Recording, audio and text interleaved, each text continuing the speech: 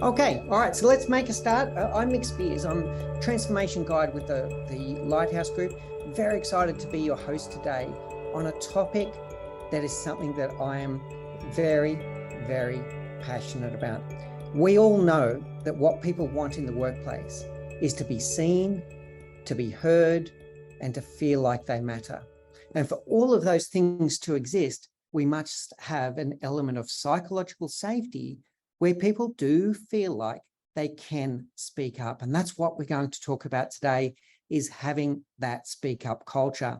I'm greatly honored today to be joined by three panelists. We have our expert panelist, Stefan Weidner from Canada, who is joining us as the CEO of Numi and Zarango.com, but is also a researcher and specialist in psychological safety. And I'll be passing to Stefan with our first series of questions shortly. I'm also joined today by Shamila Vikramaji. And Shamila is from Cisco, and she's the head of people and culture there.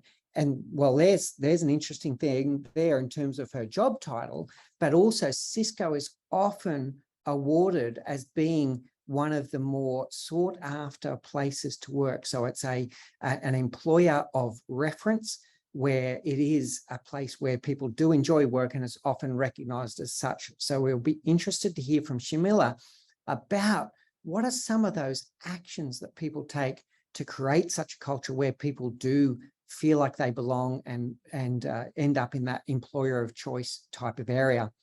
And not but least, but finally, is Michael Johnson, who is the VP and MD for APAC for Transaction Network Services. And as he would describe it, you may not have heard of Transaction Network Services, but you've almost certainly been touched by them at some point, because they provide network transaction services for many financial transactions and other critical transactions that happen in our everyday life. So a big welcome to our three panelists.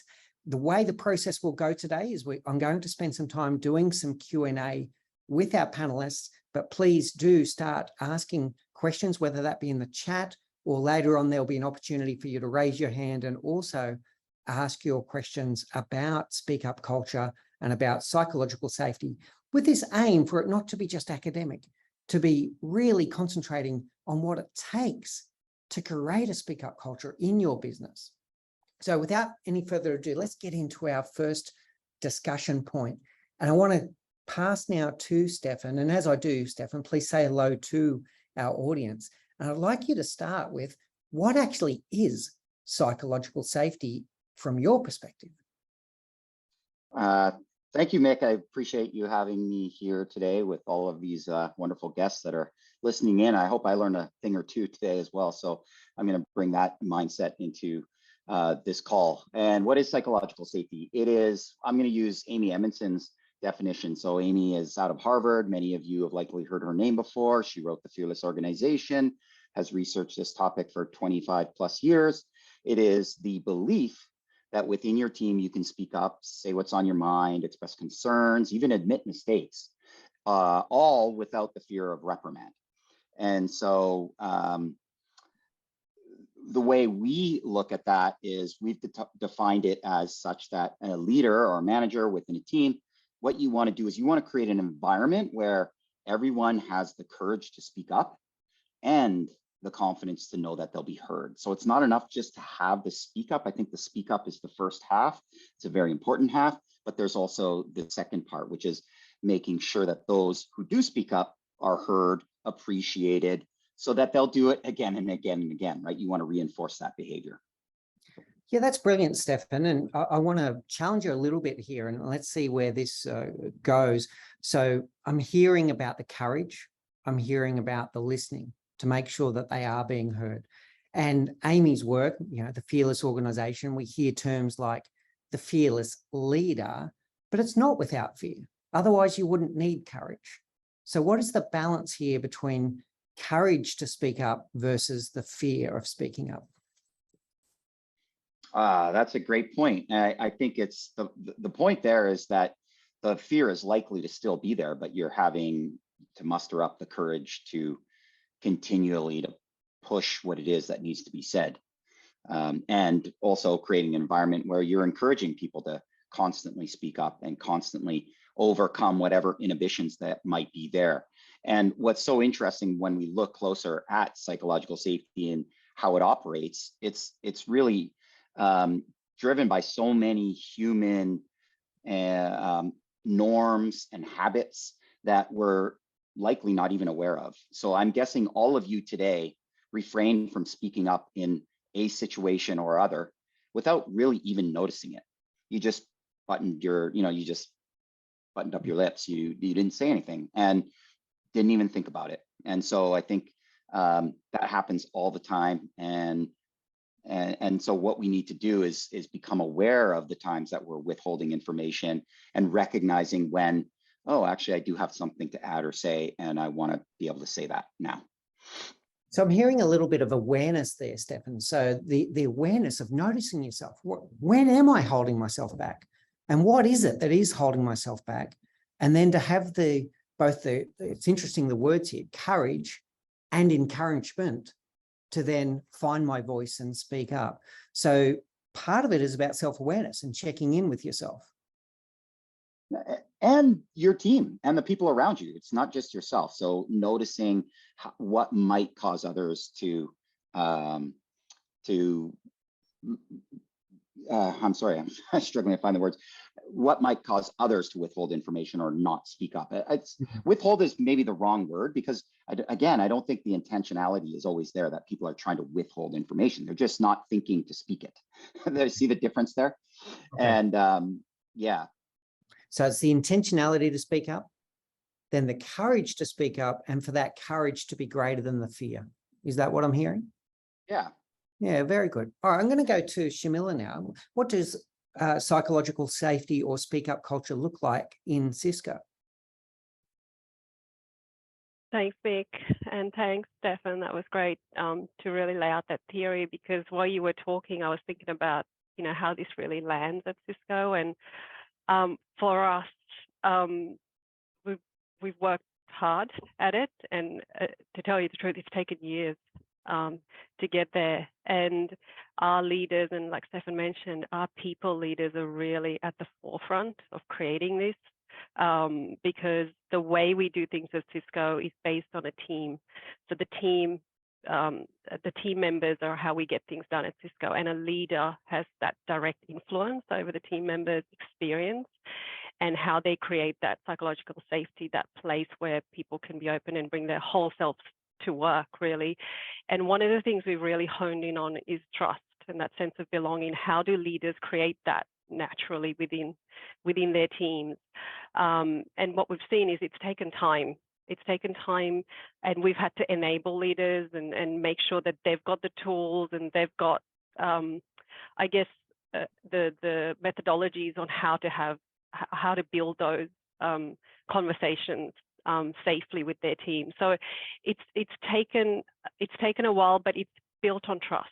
A lot of things at Cisco, we look at the trust as the core element of how we're going to build that sense of belonging, where people can really be themselves, people can be comfortable speaking up, and it's just about creating that safety, and the leader is really at the forefront of that. So what we've done is just over the years just made those words that, I guess, and the pandemic has helped in that way. We've been close to each other, and we've been checking in on each other and making sure that we get to know that whole person that comes to work, and we've opened up those conversations, and we've allowed those conversations to naturally, organically grow. But without having that trust element in your team, it's really, we find it's difficult for team members to genuinely speak up. So first of all, building that trust in your team is core and critical. And that's what we really enable through we've embedded those methodologies and how to do that, the tools. We've got a platform where we do check-ins. We talk about giving attention rather than feedback. We talk about empathy and vulnerability, and all those values. The value set that we had pre-pandemic has really evolved into these the conversations about vulnerability and empathy, and making those words, I suppose, normal in a workplace. Those were always words that were used, I guess, in our personal lives. Nobody really talked about trust and empathy and vulnerability at work, but it's because of the pandemic and the way we've gotten to know people around that, the leaders have had to really wrap their arms around, well, what does that really look like at work, and making those conversations natural and making those words, I guess, more of a norm in our workplace. And I think what's also helped is the tone from the top. So anytime we have all company meeting, our senior most leaders would talk about trust, would talk about vulnerability, would talk about empathy. All our training programs, they incorporated with those words and with making that language more natural for leaders. So the tone from the top has helped our leaders, our senior most leaders, to talk about that and how important building that trust is before you even get to asking people to speak up and ensuring that they're comfortable. So that's been the foundation that we've been building over many years at Cisco, trying to build that element of trust and sense of belonging. And we've got several ways that we've done that. We've allowed not just the platforms that we use where employees would check in on a weekly basis with their leaders. So if they don't feel comfortable speaking up, there's a platform where they could use a tool to talk about what they love, what they loathe. We got our employee resource groups that are organically growing, where employees feel like there's a sense of belonging, and we've got senior leaders who sit with those groups and hear what they have to say. So there's several channels that we're opening up for employees to provide that sense of, well, I can speak up, I feel comfortable, but it's taken time, and it's really been anchored in trust. So there's a lot there to unpack, Shamila, but I want to bring that to three clear themes that I heard. The first one is that this is the responsibility of leadership. Starts from the top and then works through all layers of leadership in the organization. It is your responsibility. You're responsible for the place where people are spending up to 1/3 of their lives, and we need to take that responsibility seriously. The second one is that it doesn't happen by accident. It requires tools, platforms, rituals, habits. You don't just stick a plaque on the wall and say we're a psychologically safe workplace. You need to be intentional and to create that environment. And the third theme I heard, Shamila, was the one around trust and authenticity. So building trust that people, when they do speak up, that they're not going to be shut down, and that they can show up as their authentic self, because that's what we want. We're paying them to show up as their authentic self. Let's create the environment where they can do so. That was wonderful, Shamila. Thank you so much. I'd like to pass to Michael now and ask him, what does psychological safety look like at TNS? I think it's a really good question, and well done, Shamila and Stefan, for the intros, and hello to all on the call. So I think, for when you think about the safety and the trust and your culture, so it's building from that culture. So it's not having a blame culture. It's having an inclusive culture that everyone feels the capabilities and the abilities to voice their opinions. So at TNS, we do different activities. We've obviously got leadership programs for leaders that we drive through our HR teams, but we also do surveys and ask for surveys. We sit there and look at what we've done in the past. So where have we had a failing? What could we have done better? If we did, why didn't we notice it? Could we have done something different if we noticed it? And why wasn't that happened? And you can draw people into those conversations to say, well, I did see this, but I didn't say it at the time, and we could have gone down this path. And then don't just look retrospectively, look forward. Okay, then if we then apply that to our future and what we're doing here and what we're doing there, what do we need to do differently to be successful as we move forward? But really making sure it's inclusive. For me, I'm certainly not the smartest person in the room, and we have the people in the room because because they have their expertise and they are valued, and it's making sure that they know that. So intimately talking about it. So Shamila, you said that the pandemic's helped. I actually find the pandemic's probably been more of a challenge to do it, because people can turn their videos off and not have a face, not be not have to join. So it's actually a lot harder when you've got remote. I also have satellite people, so people in different countries, different cultures. English isn't their first language, so making sure that they all have a voice. When you're in a room and you can see people fidget, they may want to say something, you can throw to them and try and encourage it. Over the video, it's a little bit more difficult, but really it's making sure don't have that blame. You look at where things have gone wrong and find how we can identify what we could have done better, and applying that for the future, but doing it in an inclusive way.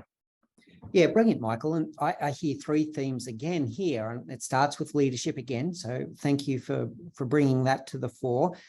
The next one I heard was about a learning cycle, a learning mindset. So what is working, checking in, using those surveys, because you might, and this is going to lead to my next question, you might feel that you do have psychological safety, but it's not as good as what you think it is. So doing those surveys, checking in, and then learning what's working well, what's not working well, what do we do next time, looking forward. And then the third one was really powerful, Michael, which was inclusivity. Diversity is no good to us if we don't have the inclusiveness where people feel that they belong and feel that they have a voice. Getting a seat at the table is not good enough. You must give people a voice and a platform. Wonderful, Michael. And that's a great segue to the next question I'd like to ask, and I'll come back to Stefan again on this one. So to quote Tim McClure for a moment, one of the greatest fears of any organization should be if their most passionate people become quiet. So what the question is here, Stefan, how do you know if you do have psychological safety? That's a great question. I think I'll maybe answer the opposite question. How do you know when you don't have psychological safety? Yes, I think you already alluded to that, right? As a leader, we might often construe compliance or agreement with, okay, great, we must have psychological safety. I guess everyone's in agreement. We're all happy, when that's not necessarily the case. I think what we want to do in an environment of psychological safety is bridge the gap between what people are saying and what they're thinking. Because in the environment where you say, so here's the plan, what do you all think? And everyone's like, okay, right? What they're saying is okay, but maybe what they're thinking in their head is, how the heck are we going to do this? This sounds so daunting. I have no idea where to even start. These are some of the questions that might be arising in their head. And so in an environment of psychological safety, you want to close that gap where all of those thoughts that people have are allowed to emerge and come forth. And so that will often result in deep discussions and even conflict and disagreement. So high psychological safety doesn't mean everyone gets along and is high-fiving all the time. It can be pretty uncomfortable because there will be differences of opinion.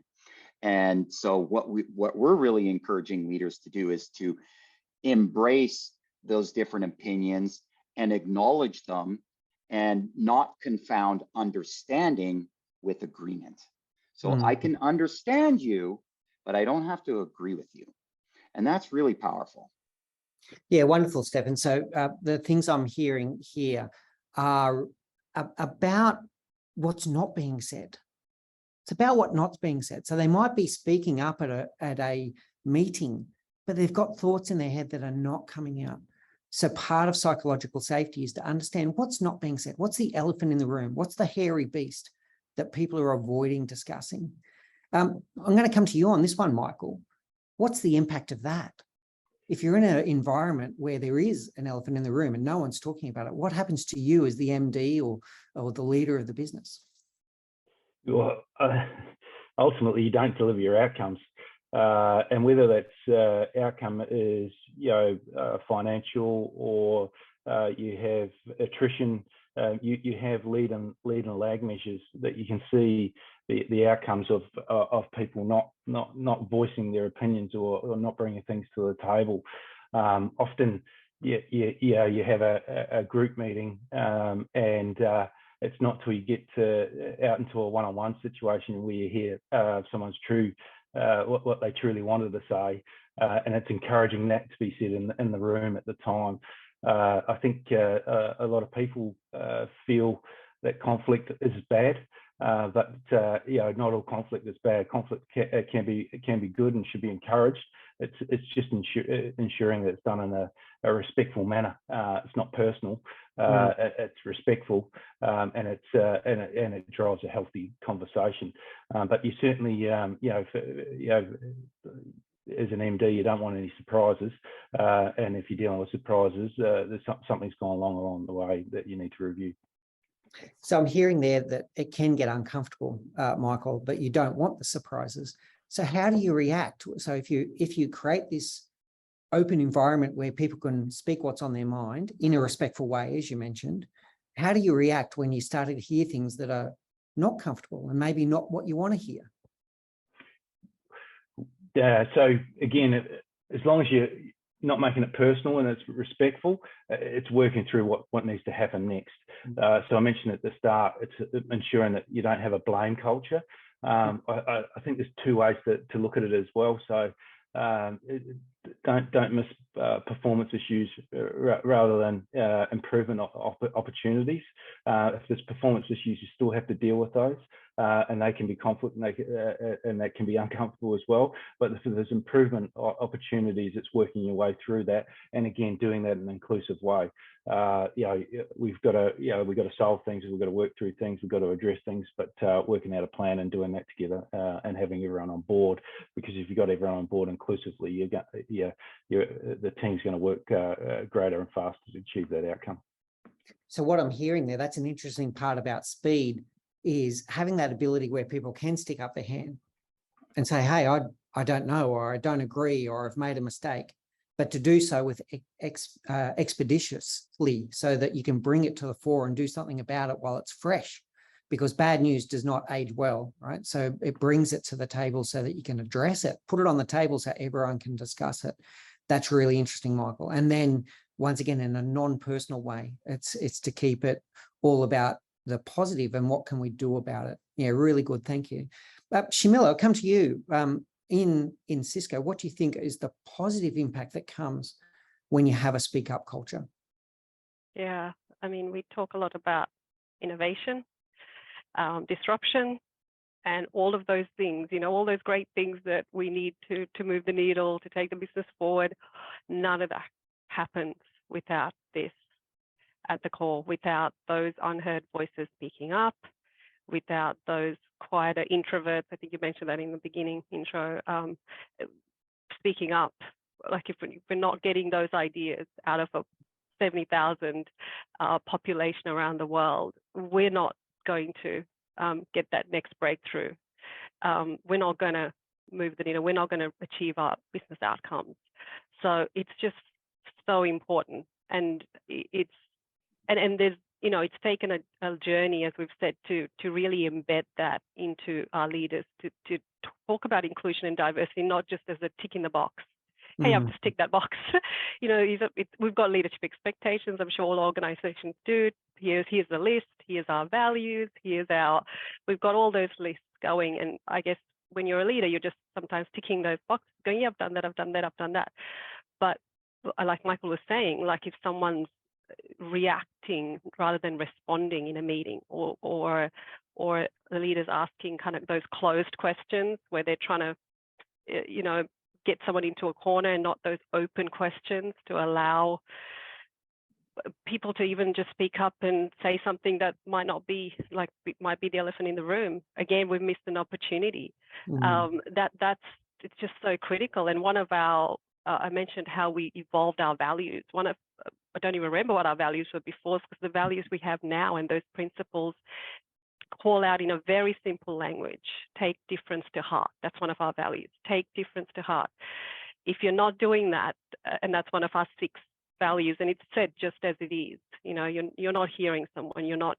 And the great thing about, I think, Cisco is that whatever we ask our leaders to do, whatever we ask our employees to do, we see our senior leadership modeling that. So we have our all company check-ins now, and works once a month.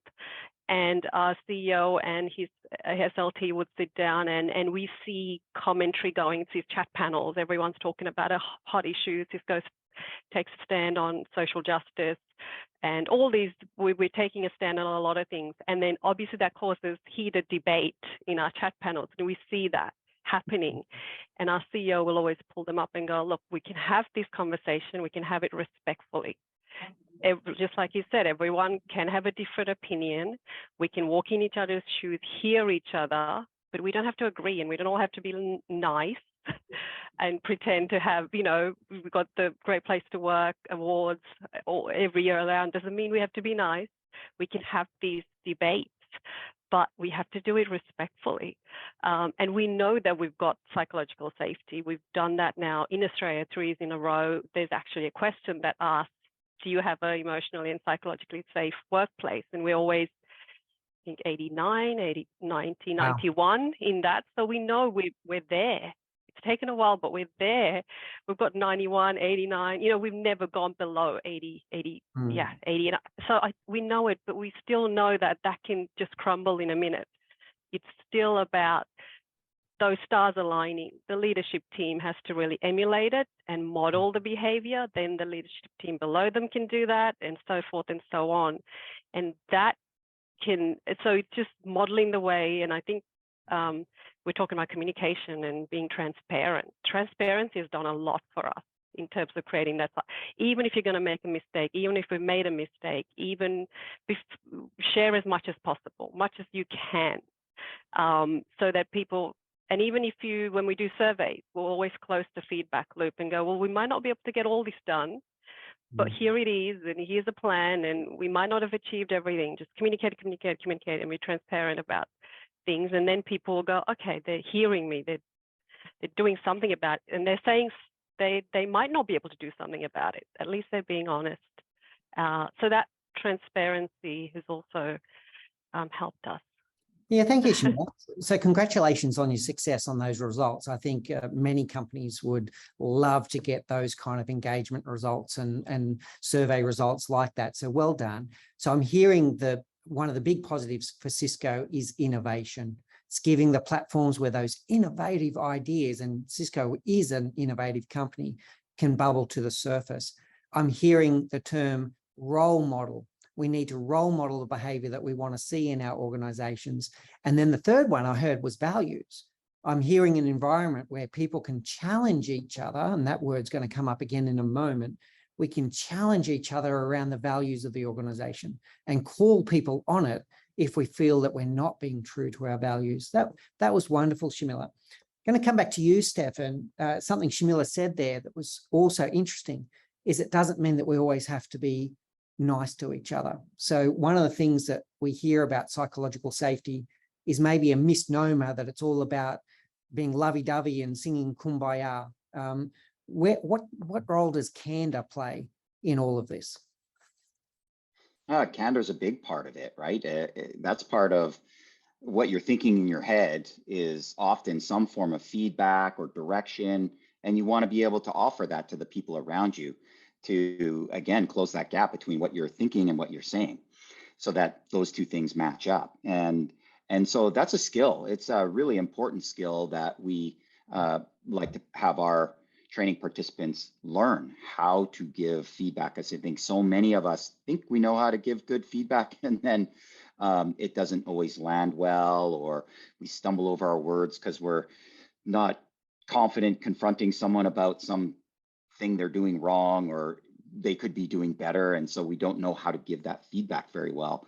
And so I think that's a very important skill that can easily be mastered with lots of practice.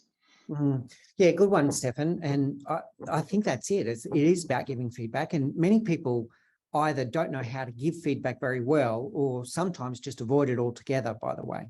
And I think that's probably that probably happens the most. People just avoid it. They're afraid to give feedback. I've heard that with a number of people, especially new managers. They just think, I just won't say anything. And then if things get really bad, then I'll inform in HR and let them know that someone's underperforming. Yeah, Well, that's right. too late, right? It's a missed opportunity. You touched on that earlier.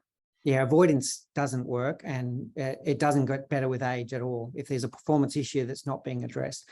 So I'm hearing a balance here, Stefan. So I'm hearing the balance between at the end being kind of avoiding it altogether or being nice all the time, and then I'm hearing at the other end where you have the candor and you have that ability to be able to talk about what needs to be spoken about, and where the candor is high, the fear is lower than the candor. And if I use some of Kim Scott's work to then challenge directly but care personally. So it's not about going to the other end of being a jerk, let's call it how it is. So it's not being soft and it's not being a jerk. Challenge directly and care personally. How does that sit with you? Yeah, we use that spectrum often. So again, like at both ends, you have avoidance and then you have confrontation or conflict at the other. And rather than calling someone out, the language we use is calling in. And calling in looks markedly different than calling out, because often calling out is pointing the finger. Hey, you didn't do this right, or that person made a mistake, etc. Calling in brings a whole lot more curiosity. I'm noticing something broke down. We didn't meet our targets. What's going on? How can we avoid this in the future? See how that just brings a whole lot more invitation to participate, because I'm expressing curiosity and not judgment. Yeah. Right. And that's the real core key, is expressing curiosity over judgment. Yeah, very good. So, and that then creates that environment where people can speak up without feeling like they're being judged, right? So yeah, really good, Stefan. I'd like to come to Shamila now. Interesting question that we had from the chat here. What challenges did you have to overcome? You said it took several years to get to where you are today in Cisco. What challenges did you have to come? Did you have any resistance to this concept? Yeah, I think we realized, trust is not a switch you turn on. We can talk about that and go, yeah, this is what makes a great workplace. This is what contributes to great culture. But it's not. It take leaders. Everyone's got they come with, I suppose, their ways, their styles of leading, and trust can manifest differently in everyone, and how that. So I think it definitely took us shifting our core values to a language that everybody understood to start with. We talked about a conscious culture, about, well, it's not just the leaders that are responsible for culture, it's everyone's responsible. You've got to be conscious of it continuously. We started introducing, and we're talking about having courageous conversations. That's what we call having courageous conversations. Rather than shying away from how do you have those conversations. But you've first got to go backwards and build that trust, and you've got to then go backwards even further and build that transparency and communication, and that's got to be emulated from the top. So it really started from a let's instead of sort of working through little bits and pieces, let's start to align the stars to make sure that we're getting the communication and the transparency happening. We're making sure that leaders are trained. I think we just assume when we promote them or when we hire them that, yep, they know how to do vulnerability, they know how to lead empathetically, they know how to create psychological safety. We can train them in all the other leadership stuff, but we assume that they're going to be able to naturally do this. And that's not fair. And I think that's one of the lessons we've learned. Like, we're asking them to do this. They're at the forefront, but we haven't enabled them, and we haven't given them the support structure, and we haven't given them the how to have this conversation. Something it might seem simple, but it is really about taking someone through how not to react and respond. At Cisco, we come from a strength-based culture. We look at strengths rather than, I guess, what you might not be good at. Here are your strengths, hone in on those strengths. So when you're having a performance conversation, it's about what do you love, what do you loathe, what's giving you energy, what's not giving you energy. And rather than feedback, we use the word attention. I'm working out what you're good at, what you're not, what's the deal breaker here. And just typing a message. So I think it's we've we've had to just work on different channels, but we've realized without enabling our leaders or without giving them the support structures, we're asking them to go off and do things and they've stumbled along the way. But that's one of the lessons we've learned, just making sure that they've got the tools and they've got the platforms. And as an organization, what we've done is made it easier for people to use different channels to speak up as well. So sometimes it doesn't always come through a leader. Sometimes it comes through, like I mentioned before, employee resource organizations, which we now call inclusive communities, are playing a massive part in building our culture, because there's a voice of the employee saying, here, this is the lived experience I'm having at Cisco. This is how I'm really experiencing the culture. This is why I can't speak up. And we're putting them together with a senior leader to say, here, come and have this conversation that you wouldn't naturally have with someone. And that's how we are attacking inclusion and diversity. But I think it's taken years, because we've got to make sure that trust is happening, not a tick in the box, that leaders are really feeling that, okay, this is what trust looks like. This is how I can do it. Here's some tools, but here's some methodologies, and making sure that they're ready and we're not rushing them, and we're not just getting them to just do it because HR says it, or do it because we're tracking metrics. Just allowing them to, I suppose, really believe in that concept and make sure that they, and that way it organically sort of grows. It sort of becomes infectious. You see some of the leaders emulating, and the others would go, yeah, that works. You know, that team's a happy bunch of people. There's something there. So yeah, it's just leading by example and really shining a light on the teams that are working really well, and why are they working really well. So I'm hearing multiple things there again, Shamila. So intentionality again. So it doesn't happen by accident. It takes deliberate action. So if you want people to have psychological safety and courageous conversations, you need to raise awareness, you need to give training, and you need to give the right tools and platforms for that to happen, are the key things that I'm hearing there. And then at the end, you mentioned role modeling earlier, Shamila, but now I'm hearing you also celebrating. You're celebrating and rewarding when you see it in action. And people learn that stuff very quickly. If they see other leaders that are getting celebrated and rewarded for the environment they're creating, that other people will start mimicking that behavior. Really, really powerful, Shamila. Thank you. I'd like to come to Michael now. We touched on listening earlier, and another famous quote here is, if a leader is not listening, they'll soon be surrounded by people with nothing to say. What role do you believe listening has here in all of this? Well, it's vitally important. It's not just listening, it's effective listening. It's not just letting it go in one ear and out the other, and nodding respectfully that you've heard it. It's effectively listening and understanding, analysing it, and working through what it actually means.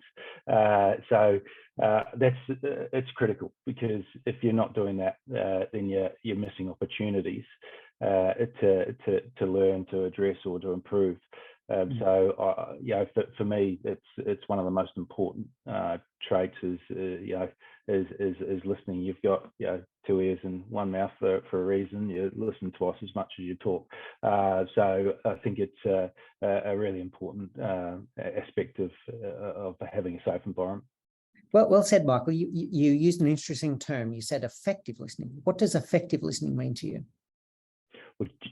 Just that is actually listening, not just listening to the words and letting it go through. It's actually trying to understand what is actually trying to be said. Sometimes there could be more in the sentence than just listening. Just hearing it. It's actually trying to understand exactly what's being said, and then applying it to what it means, and taking it to leading to that next question. Shamila said open questions, and being effective listening is making sure that you're actually listening to what's being responded to. So a few takeaways I'm taking there, Michael, is that listening to what's being said, listening to what's not being said, and what's being meant, I guess, and making sure that you're not just listening to what you think you want to hear. Yeah. Yeah, all right, very powerful. We're starting to get some great questions in the chat, and I encourage others to please go ahead and either pop them in the chat, or if you want to raise your digital hand and you want to come on camera and turn your microphone on, I'd love to hear from you as well. I'll start with Chris's question, Chris Hewitt, asking about the distinction, Shamila, between feedback and attention. Can you tell us more about that? Yeah, and I think it's come back to that word feedback that we realize people don't like. As soon as, and this is sort of foundational to our team building study that Marcus Buckingham did about the 9 lies of work. So it's one of the lies, give feedback, give attention, not feedback, because that word feedback, as soon as someone goes, I'm going to give you some feedback, you kind of, immediately, it's just got a connotation with it, I suppose, used in a workplace sense where you feel, okay, that's going to be kind of negative, and which is not. So we've really tried to switch that to say, well, it's about attention. It's about if you again, it goes back to if you're giving your team members attention regularly, constantly, catching up with them, having your, again, we've got the set of rituals and habits, have your one-on-one, have your development discussion at once a month, have your one-on-ones, have your check-ins. We can say all that, but it's if the leaders aren't doing that and already building a foundational connection with an employee, this is a basics of leadership, get to know your employee.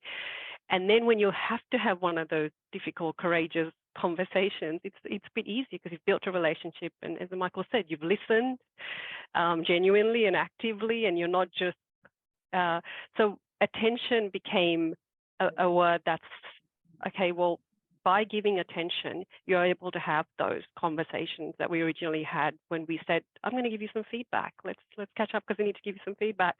And immediately people withdraw from that and say, well, and then we move towards that strength. We're going to talk about your strengths and what do you love and what do you loathe? What's taking energy away from you? And how can I help with that? So yeah, I think that's a little bit about how we've got there. Yeah, a few powerful things there, Shamila. The first one around the conversational intelligence of shifting up a word that was having negative connotations in your culture. That makes a lot of sense. The second one is that you're focusing on strengths, not just the weaknesses. So how can you double down on your strengths? It's just as powerful a question as what you can do to address any shortcomings you might have. I think that's really interesting.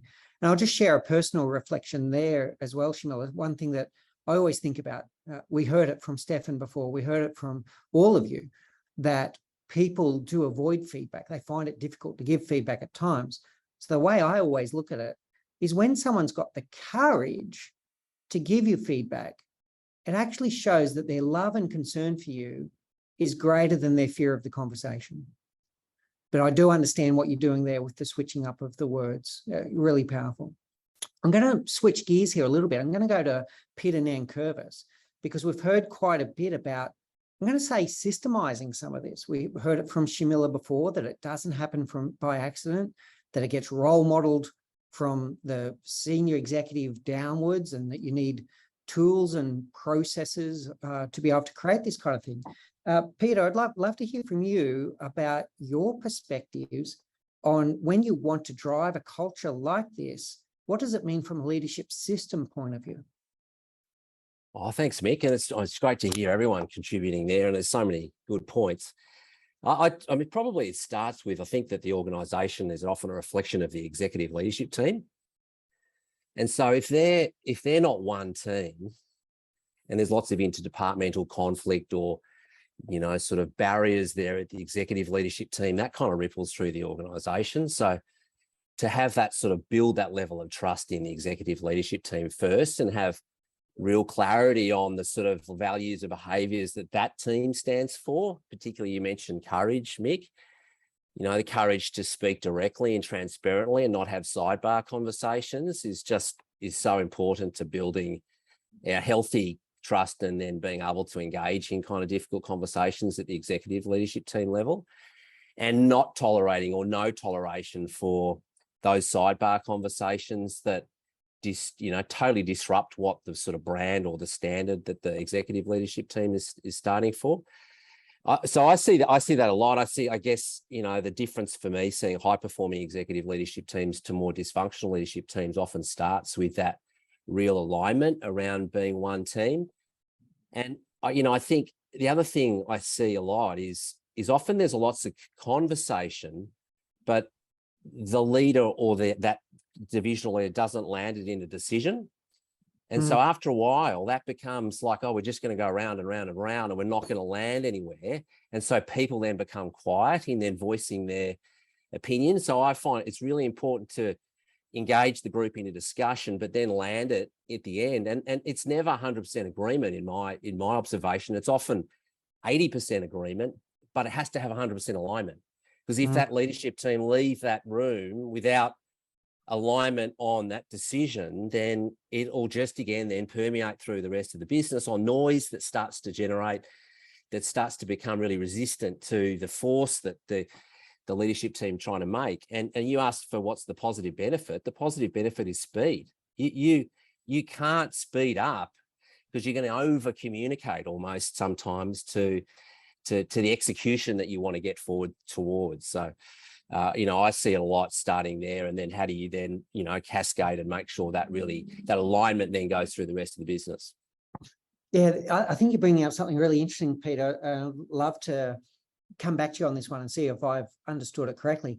So the first one is deciding the culture that you want as a team, getting that 80% agreement, 100% alignment so they're all on the same page, and then going out and role modeling that behavior, but role modeling that behavior through action. And I think the key word that's come up now is the word action, because if you want to speak up culture where there's lots of conversation, but nothing ever seems to happen, then that's going to get people to be quiet, because they say, yeah, I brought up 17 ideas last year and we spoke about it, but nothing happened. Is that what I'm hearing, Pete? Yeah, absolutely. So everyone knows exactly what good looks like and can then demonstrate that, and complete alignment to the fact that they have to be one team and a really strong team that needs to exist for this culture to be created across the rest of the business.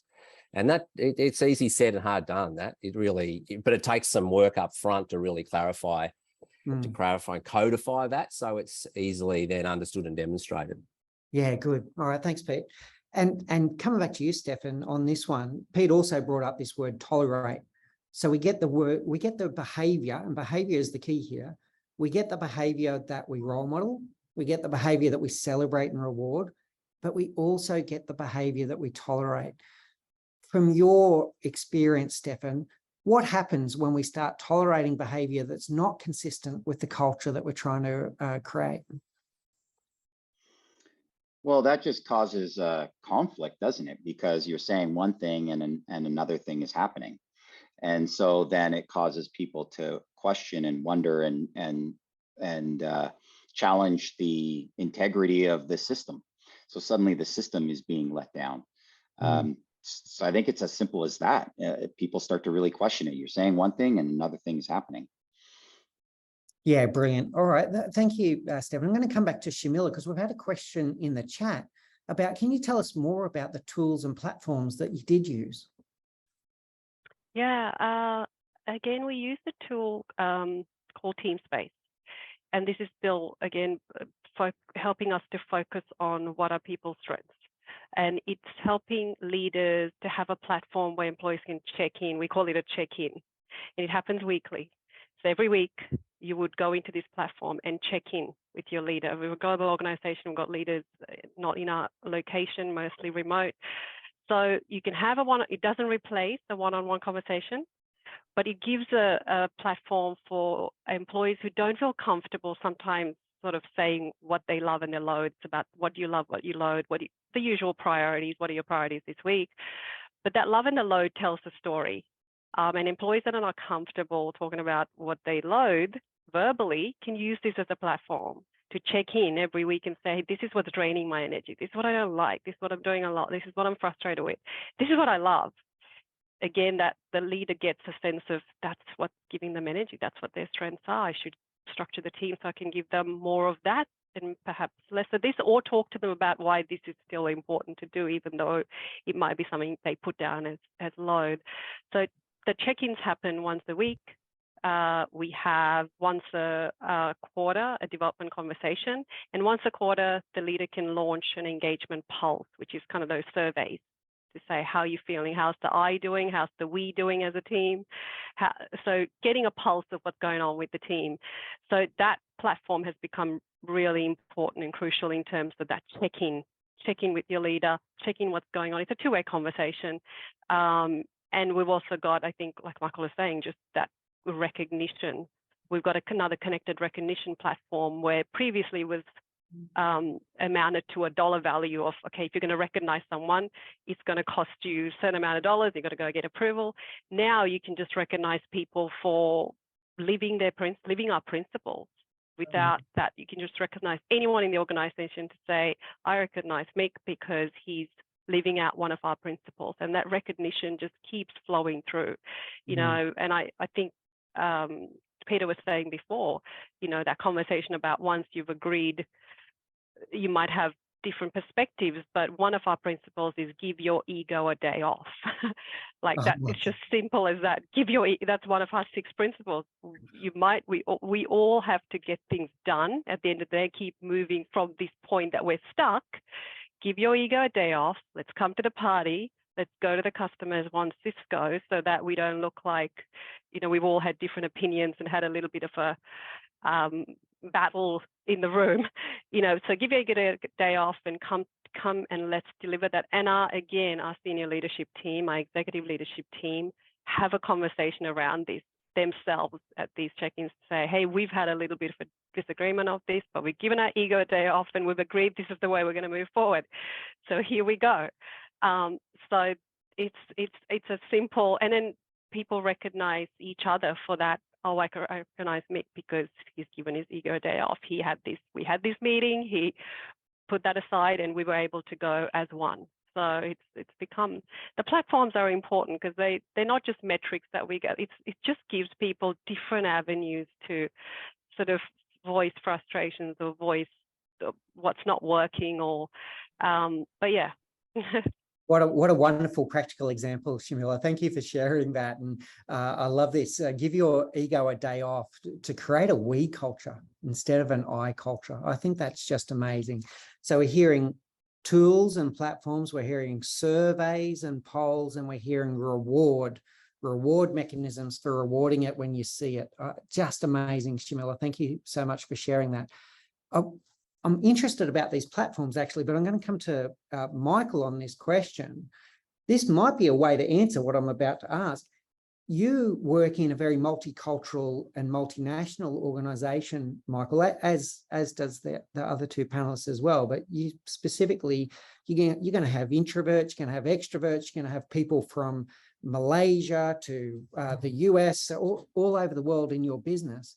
How do you make sure that a speak-up culture is not the domain of overly confident extroverts and the introverts can't get a word in? Yeah, I think it's a great question, and the importance of the moderator or the leader to recognise that in the room can't be underscored. So knowing who your introverts are, as well as your extroverts, knowing them personally, knowing the strengths and the weaknesses, encouraging the conversations, throwing to them, where you as a leader know that they can add value to this conversation, but they're an introvert and that might be uncomfortable for them. So asking them to contribute, trying to bring them into that inclusive culture and encouraging them to step forward. And then, you often see through that there's a lot of respect that's given from the others, from the extroverts, that they can learn things as well out of it. So I think it's really, really, really important role for a leader in that circumstance to recognise the individuals that are there and encourage it. Brilliant. Thank you, Michael. So I'm hearing there about the responsibility of leadership again. I'm hearing about awareness of your team's preferences, and then creating the right rituals where everyone can feel included. Really powerful stuff, Michael. Thank you so much. Now, I'd like to just give each of the panelists like 1 minute to give a closing remark. And we'll start with you, Shamila. Give us a closing remark about any advice you'd give to anyone else on the webinar today about how they can get started if they're not sure where to get started.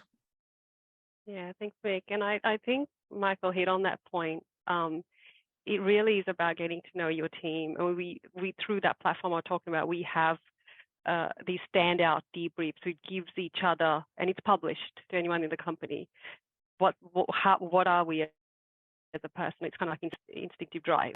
And knowing that a person approaches a meeting or approaches a situation, understanding that is important. So leaders need to take the time to use whatever tool it is that gives that sort of profiling to understand their team members and help just facilitate a very simple conversation. You know, like Michael said, calling upon someone and knowing how to call upon them without putting them on the spot. Just doing that little bit of background work on how your team like to engage.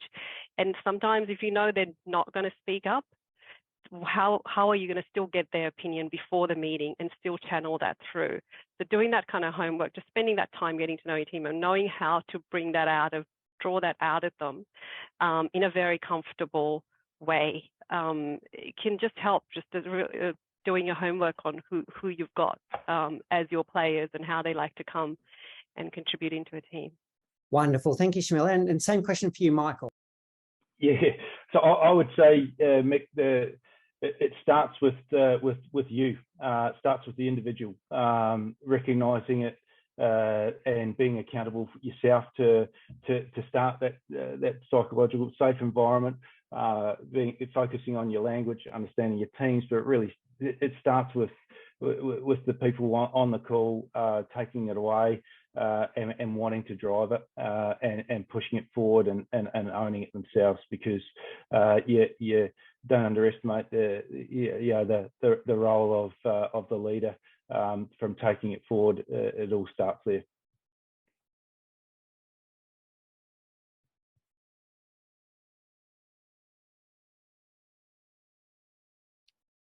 Did we lose Mick? Are you still there? Maybe to you, Stefan, if you could, give your perspective, that'd be great. I might as well. Thank you.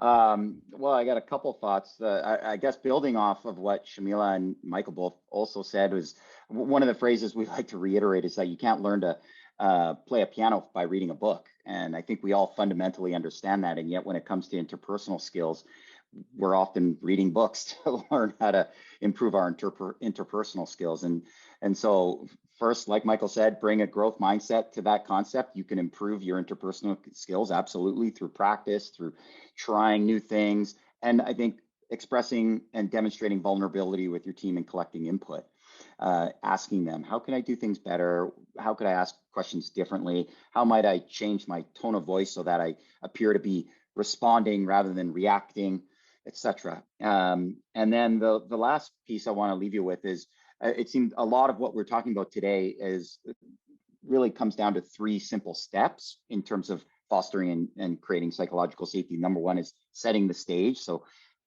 emphasizing in the organization what you're trying to do. I think that came about with, for example, a discussion around values, what's important to your company, and then inviting participation. So that's a lot about the systems. Like, how do you encourage people to speak up, not just in a meeting, but also through various technological solutions? And then the last is responding productively. So of course, when people do speak up, you better acknowledge them and respond in a way that's going to have them want to do that again and again and again. So those are 3 easy steps.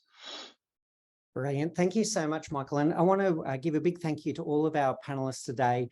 We've had Stefan Weidner, we've had Shamila from Cisco and Michael Johnson from TNS. It's been such a pleasure having you on today, sharing not just kind of academic views about what psychological safety is about, but how you can really put it into action.